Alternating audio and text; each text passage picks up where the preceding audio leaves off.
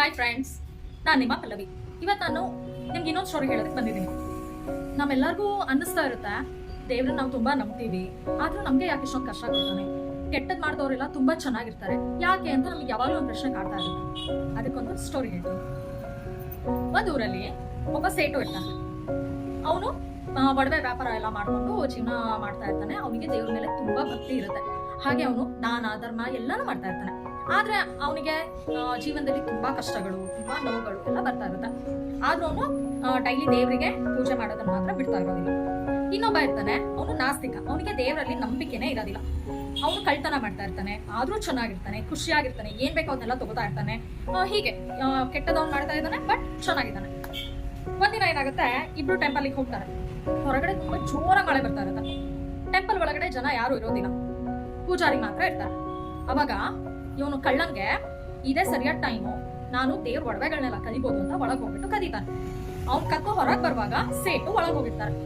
ಅವಾಗ ಪೂಜಾರಿ ಕಳ್ಳ ನೋಡಿರಲ್ಲ, ಈ ಸೇಟು ನೋಡ್ಬಿಟ್ಟು ಇವನೇ ದೇವ್ರ ಒಡವೆಗಳನ್ನೆಲ್ಲ ಕದ್ದಿದ್ದಾನೆ ಅಂತ ಪೊಲೀಸಿಗೆ ಫೋನ್ ಮಾಡ್ಬಿಟ್ಟು ಅರೆಸ್ಟ್ ಮಾಡಿಸ್ತಾನೆ. ಪೊಲೀಸ್ ಅವರು ಇವನನ್ನ ಕರ್ಕೊಂಡು ಹೋಗಿ ಚೆನ್ನಾಗಿ ಹೊಡಿತಾರೆ. ಆಮೇಲೆ ನೀನು ಇನ್ವೆಸ್ಟಿಗೇಷನ್ ಎಲ್ಲ ಮುಗಿಯೋವರೆಗೂ ಎಲ್ಲೂ ಹೋಗೋ ಆಗಿಲ್ಲ ಅಂತ ಬಿಟ್ಟು ಕಳಿಸ್ತಾರೆ. ಅಂಡ್ ಅವ್ನು ನಡ್ಕೊಂಡು ಹೋಗ್ತಾ ಇರುವಾಗ ಅಲ್ಲಿ ಎದುರುಗಡೆ ಕಳ್ಳ ಸಿಗ್ತಾನೆ.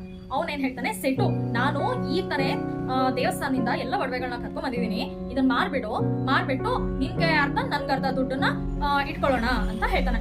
ಸೇಟು ತುಂಬಾ ಬೇಜಾರಾಗುತ್ತೆ. ಅಯ್ಯೋ ಕತ್ತಿದ್ ಇವನು, ಆದ್ರೆ ಆರೋಪ ಬಂದಿದ್ ನನ್ ಮೇಲೆ ಅಂತ ಹೇಳ್ಬಿಟ್ಟು ದೇವ್ರ ಮೇಲೆ ತುಂಬಾ ಬೇಜಾರ್ ಮಾಡ್ಕೊಂಡು ಪೊಲೀಸ್ ಅವ್ರಿಗೆ ಫೋನ್ ಮಾಡಕ್ ಹೋಗ್ತಾನೆ. ಅಷ್ಟೊತ್ತಿಗೆ ಕಳ್ಳ ಓಡೋಗ್ತಾನೆ.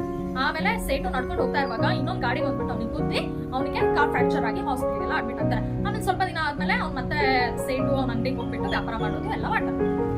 ಒಂದ್ ಫೈನ್ ಡೇ, ತುಂಬಾ ವರ್ಷಗಳ ನಂತರ ಇಬ್ರು ಒಟ್ಟಿಗೆ ಸಾಯ್ತಾರೆ. ನಂತರ ಇಬ್ರು ಹೋಗ್ಬಿಟ್ಟು ಯಮನ್ ಮುಂದೆ ನಿಂತಿರ್ತಾರೆ. ಅವಾಗ ಸೇಟು ಕೇಳ್ತಾನೆ, ನಾನು ದೇವ್ರನ್ನ ತುಂಬಾ ನಂಬ್ತಾ ಇದ್ದೆ, ದಾನ ಧರ್ಮನೆಲ್ಲ ಮಾಡಿದ್ದೆ, ಆದ್ರೂ ನನಗೆ ಯಾಕೆ ಈ ತರ ಆಯ್ತು, ನಾನ್ ಯಾಕೆ ಅಷ್ಟೊಂದು ನೋವುಗಳನ್ನ ಅನುಭವಿಸ್ದೆ ಅಂತ ಕೇಳ್ತಾನೆ. ಅದಕ್ಕೆ ಯಮರಾಜ ಹೇಳ್ತಾನೆ, ನೀನು ದೇವ್ರನ್ನ ನಂಬಿದ್ದೆ, ದಾನ ಧರ್ಮ ಮಾಡಿದ್ದೆ, ಹಾಗಾಗಿ ನಿನಗದು ಕಾಪಾಡಿದೆ ಅಂತ ಹೇಳ್ತಾನೆ. ಸೇಟು ಮತ್ತೆ ಕನ್ಫ್ಯೂಷನ್ ಆಗುತ್ತೆ. ಹೇಗ್ ಕಾಪಾಡಿದ್ದು, ನಾನೀಗ ಸತ್ತಿದ್ದೀನಿ, ನನಗೆ ಅವತ್ತು ಆಕ್ಸಿಡೆಂಟ್ ಆಯ್ತು, ಆಮೇಲೆ ಇವ್ನ್ ಕತ್ತಿದ್ದನ್ನೆಲ್ಲ ನನ್ನ ಮೇಲೆ ಆರೋಪ ಬಂತು ಅಂತ ಹೇಳ್ತಾನೆ. ಅದಕ್ಕೆ ಯಮರಾಜ ಹೇಳ್ತಾನೆ, ಅವತ್ತೇ ನಿನ್ನ ಆಯುಷು ಕೊನೆ ಇತ್ತು, ನೀನು ದಾನ ಧರ್ಮ ಮಾಡಿದ್ದೆ, ದೇವ್ರನ್ನ ನಂಬಿದ್ದೆ, ಹಾಗಾಗಿ ಅಷ್ಟರಲ್ಲೇ ಮುಗಿತ್ತು.